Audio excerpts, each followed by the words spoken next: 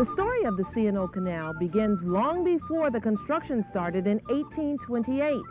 It runs along the Potomac River, which is an area that is filled with layer upon layer of American history. The earliest settlers dreamed of finding a waterway to take them from the Atlantic Ocean inland. In 1748, the Ohio Company unsuccessfully attempted a trade route up the Potomac and across the Appalachians to the Ohio River. Around that same time, a young George Washington saw firsthand the possibilities. In 1753, George Washington journeyed up the Potomac River on the first of what was to be many trips across the mountains to the Ohio Valley. This is where he first began to see the possibilities of a trans-Appalachian corridor to the Ohio. Unfortunately, the French already had the same idea, and Washington's journey in 1753 was to carry a message asking them to leave the valley to the Ohio Company and to the governor of Virginia. This resulted, of course, in the French and Indian War, which wouldn't conclude for another 10 years. Unfortunately, the French and Indian War was the first of a number of delays that would last for many years before the route to the Ohio was finally completed. After the Revolutionary War, Thomas Jefferson, James Madison, and George Washington corresponded on the possibility of making the Potomac navigable. George Washington's Potomac Company began making the Potomac navigable by clearing some of the river impediments and building skirting canals at critical junctures along the river. There's one here at Seneca, another at Great Falls on the Virginia side that you can still see.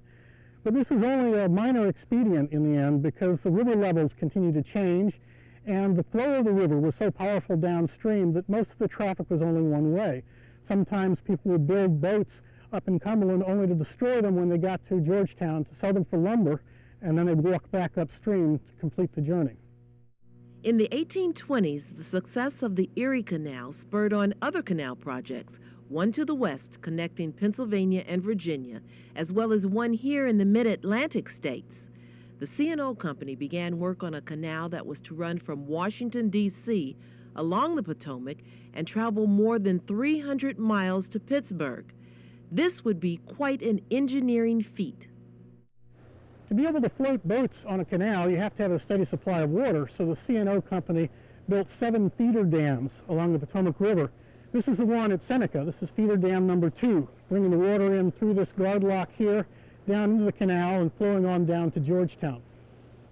Cumberland is 605 feet above sea level, about 162 miles upstream from here. So the C&O Canal Company had to build 76 lift locks to walk boats all the way up the canal.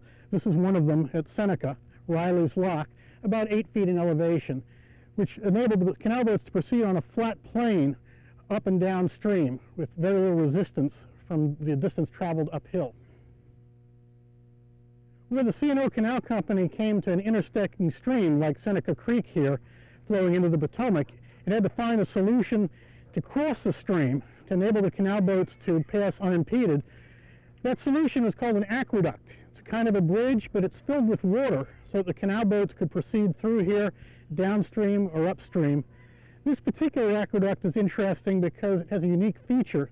It's a combination of an aqueduct, and at the far end it's a lock, known here as Riley's Lock, with Riley's Lock House, one of the favorite places for the Girl Scouts. Groundbreaking for the canal occurred on July 4th, 1828. Ironically, it coincided with that of its major rival, the Baltimore and Ohio Railroad. It was very hard for the C&O Canal to compete with the very inexpensive rail transportation that evolved at the same time as the beginning of the canal. So they eventually just became a coal carrier from Cumberland. They never made it across the mountains to Pittsburgh as had been intended. They also did some very interesting projects involving stone, the very stone that was used to build the canal. This is Seneca red sandstone in this area. A very beautiful stone was used also to build the Smithsonian and was not only quarried right here near the aqueduct, but was brought down to the Smithsonian Works on canal boats. Here at Seneca, visitors find interesting carvings on the side of the stone. The Park Service sometimes refers to them as hieroglyphics along the canal, kind of fancifully. Some people have speculated that they're stonemasons' marks. That is, if you were a stonemason, you left your distinctive mark on a stone so that it could be recorded later for payment purposes. But no one's really sure exactly what they were for, or if they were just sort of a hobby on the part of some stonemason. In the end, the expense of maintaining the canal just couldn't compete with the efficiency of the railroad. One of the things that worked against the canal was the cost of maintaining it relative to the cost of keeping a railroad repaired. The canal company had to do things like put a bounty on muskrats that used to dig holes in the embankment of the canal. But even more significantly, there was that occasional flood that we know about on the Potomac River, causing damage like what you'll see here at the Seneca Aqueduct. It was the big flood of 1924 that actually did the canal in, when it finally became too expensive to repair and was abandoned for all time.